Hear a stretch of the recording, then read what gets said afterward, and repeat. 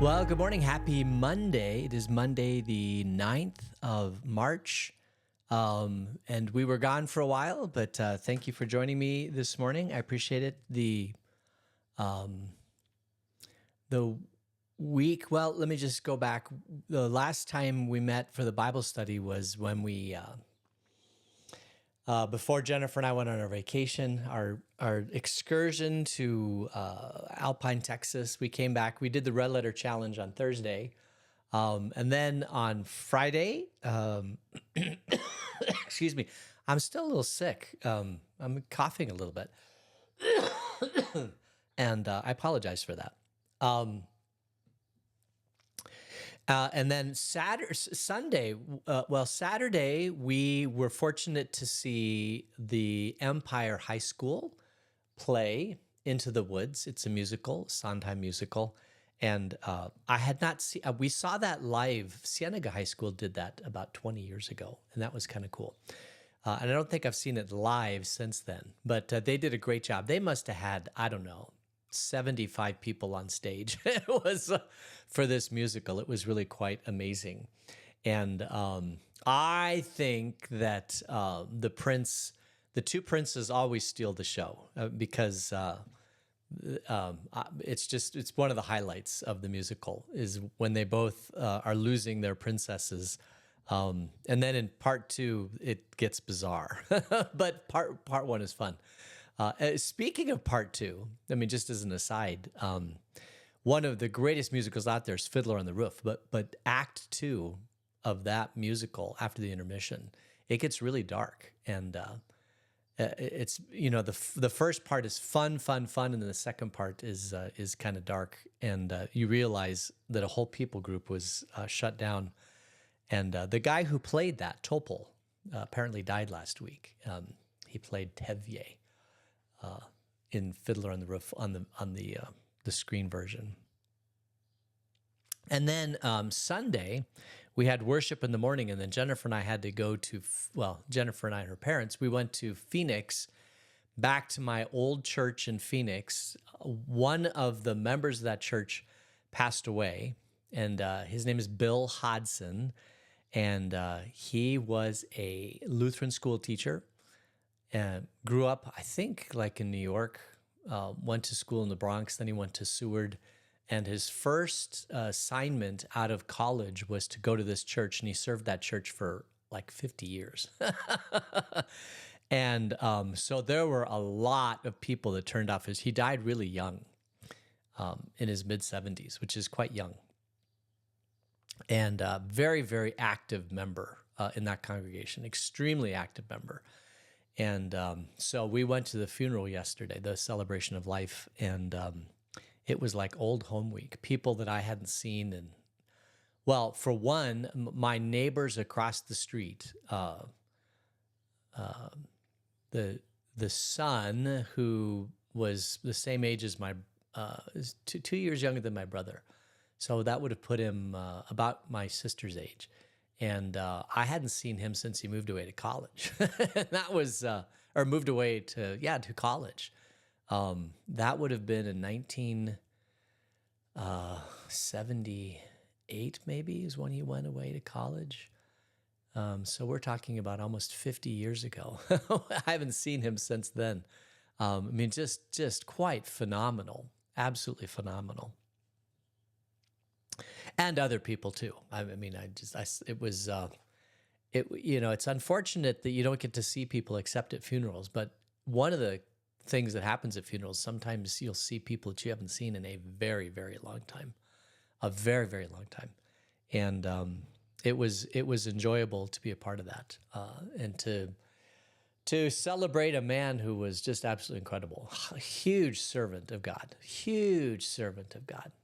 I mean, pillar servant of God, humble heart, just amazing man.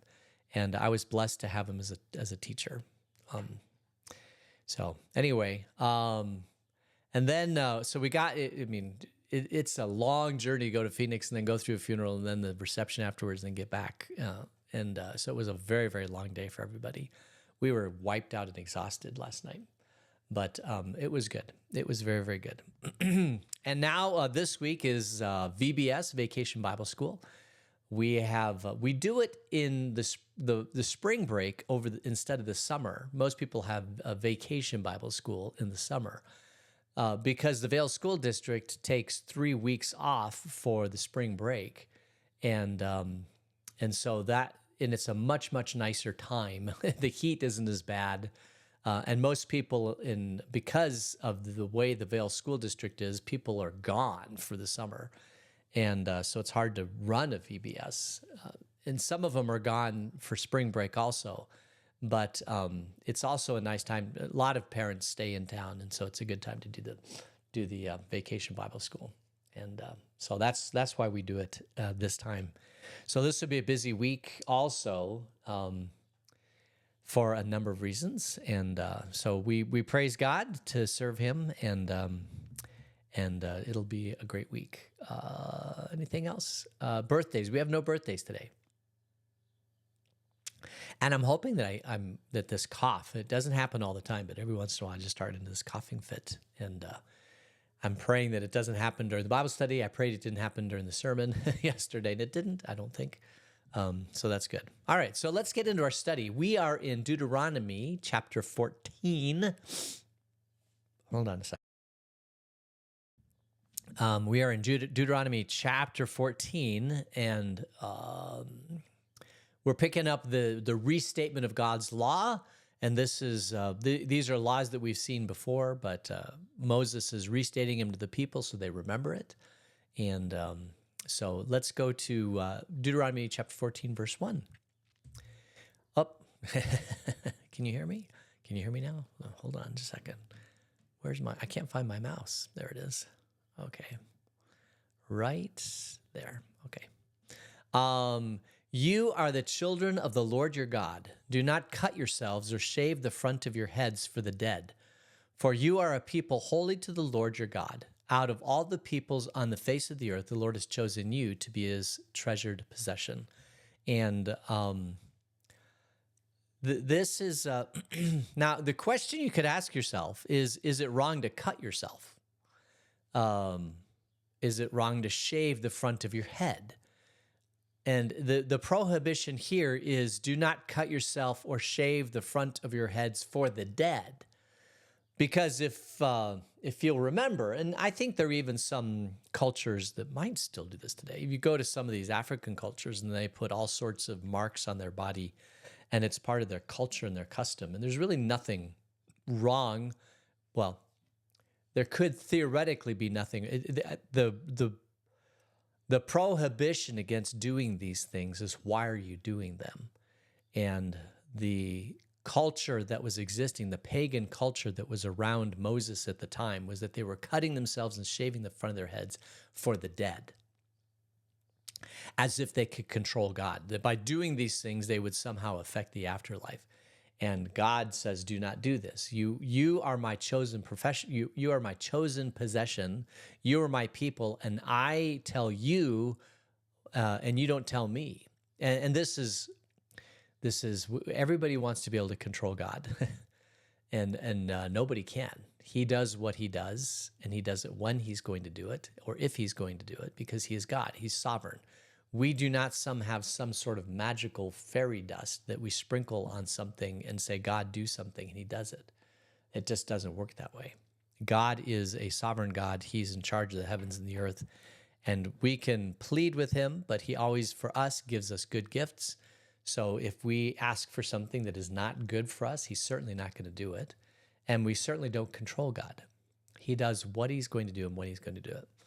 And this idea of cutting yourself or shaving the front of your head is basically us humans trying to control God. And this is why we don't do that. And it reminds us of, if you remember back in Leviticus chapter 19, let's see, I think it's verse 28. Yeah, right here. 27 is, do not cut the hair of the sides of your head or clip the edges of your beard. 28, do not cut your bodies for the dead or put tattoo marks on yourselves. I am the Lord. And so this is also, notice that the tattoo is gone. Instead, it's a shave the front of your head. The still cutting yourself for the dead is there. But by this time, the culture around Israel had gone away from tattoos to cutting the face of your head. And this whole idea about putting tattoos is, I mean, you have to do a little bit of investigation to understand what Scripture is truly saying. But the reason against tattoos was to control God, because it was somehow tied into religious expectation or religious pleasing God. And God says, don't do that. So the question always arises, especially out of Leviticus 19, is can you put a tattoo on your body or not? And the way I read this is that it was, well, first of all, the Old Testament law is null and void. Jesus has fulfilled the Old Testament law. So if you, there are a lot of things that the Christians can do now that they were forbidden by the Mosaic law back in the Old Testament. But even then, if you put on a tattoo on your face because you feel like it's going to, if you put a tattoo on your body because you're trying to control God, that is forbidden. If you're trying to do a tattoo because you feel like that gives you a special place with God, then that is forbidden also. If it's just a tattoo and it has no religious or theological, I mean, obviously a lot of people put tattoos, they'll put Bible verses on them, and I think that's just fine. I'm not as, I personally don't have a tattoo, but I have family members that do, and I do not ascribe any evil or any trying to control God or any pagan religious worship associated with a tattoo. And I think that's where the line is. But even then, let's say that you have a tattoo, but you're a follower of Jesus. It's more important to be a follower of Jesus than it is whether or not you have a tattoo or not, or whether or not you shave your head or not, or all the different things that society can say, these are things that society does.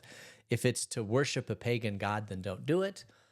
If it's just because you feel like you want it and you'd be more whole as a person because of it, then fine, I think.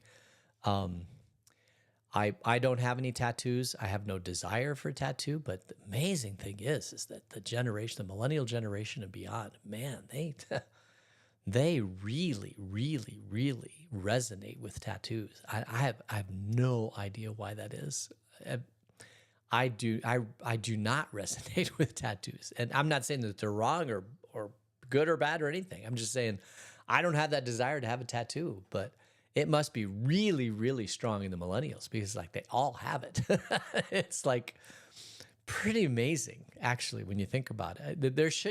There probably are sociological books and theses written about how it is that the boomer generation wasn't all that interested in tattoos, but by the time you get to the millennials, they're all over it like a bee on honey. It's kind of crazy.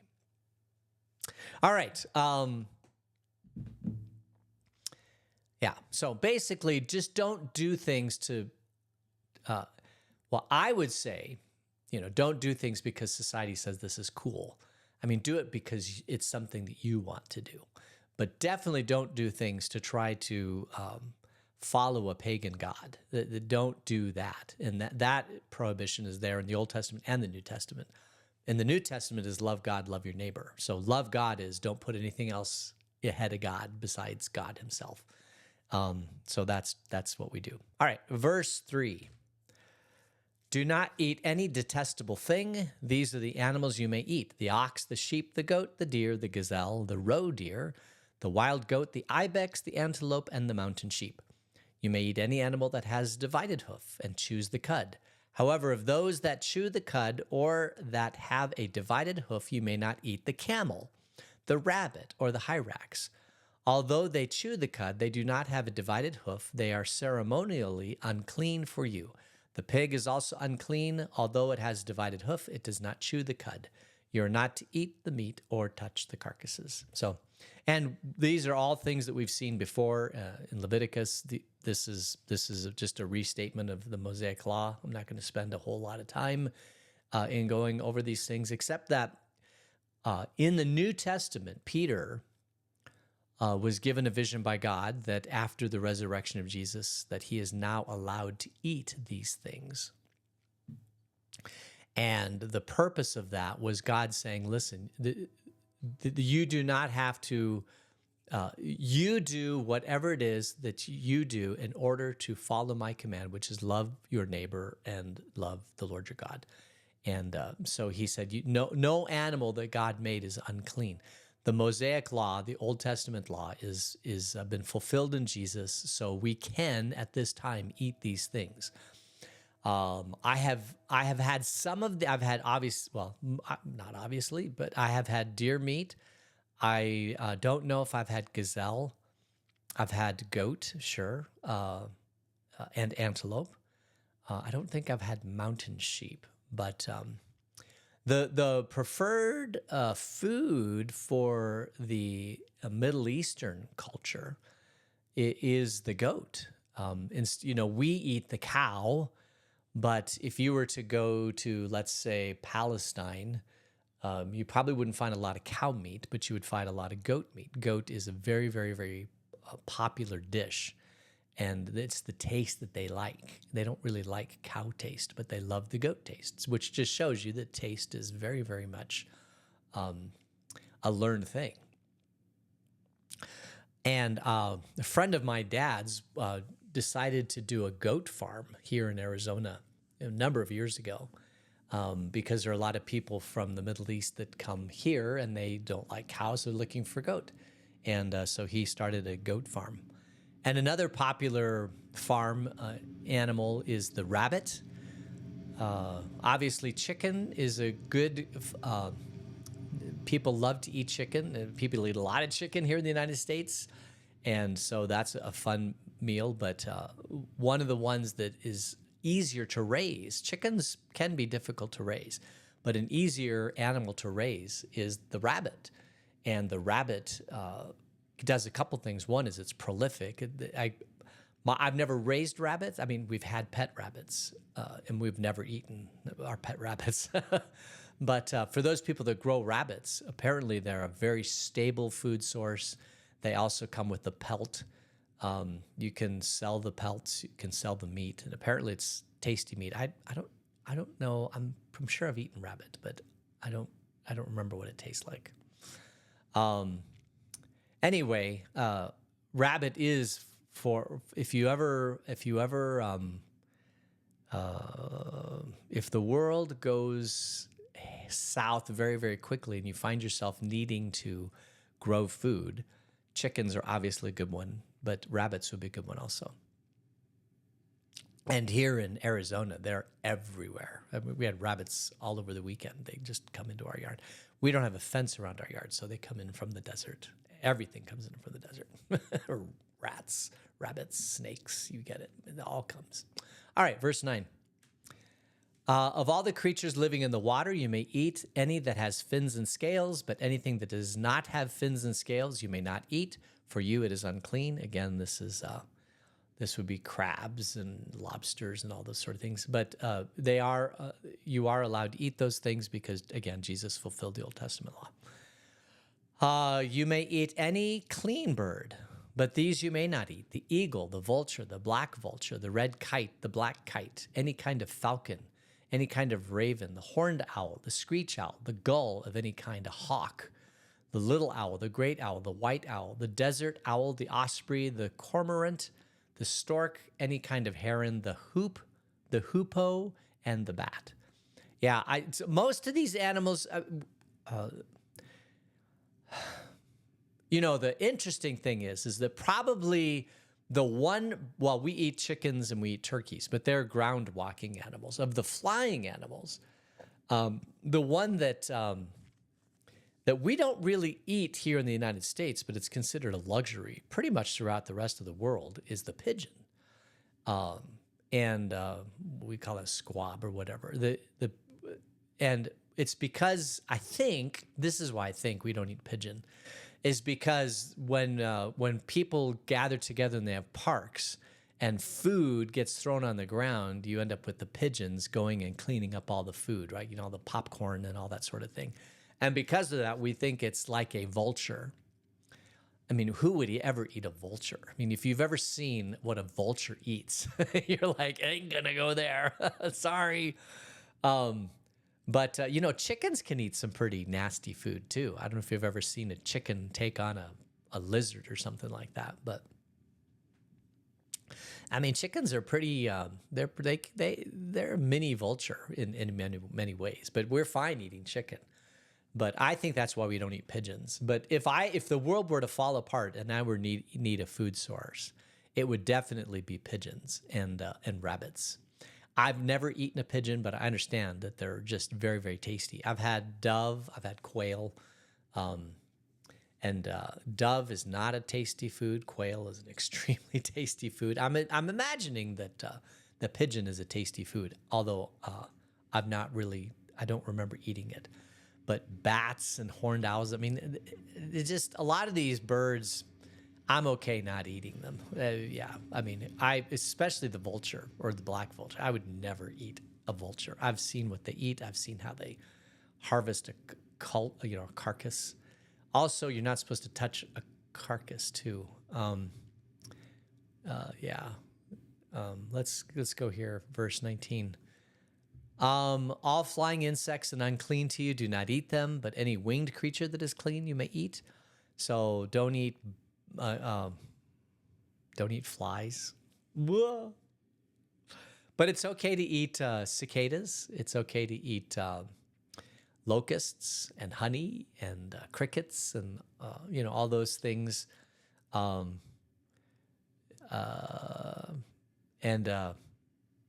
Flying insects are unclean. Do not eat them. But any winged creature that is clean you may eat. Verse 21, you do not eat anything that you find already dead. You may give it to the foreigner residing in any of your towns, and they may eat it. Or you may sell it to any other foreigner, but you are a people holy to the Lord your God. Do not cook a young goat in its mother's milk. And we've seen all these before.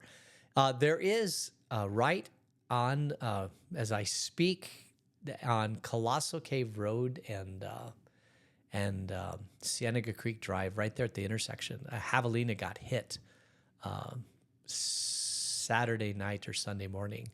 And on Sunday morning, there was a dead javelina sitting off to the side of the road. And I think that, there's a certain amount of time where it's probably the meat is still okay and you could eat it. But after a certain amount of time, I think it gets bad. And so you wouldn't want to eat that. But here in the Old Testament, they were not allowed to eat anything that was dead. You could take a live animal and kill it and eat it. But if it was dead already, you couldn't eat it because you're a people holy to God. But you could sell it to a foreigner, which is interesting.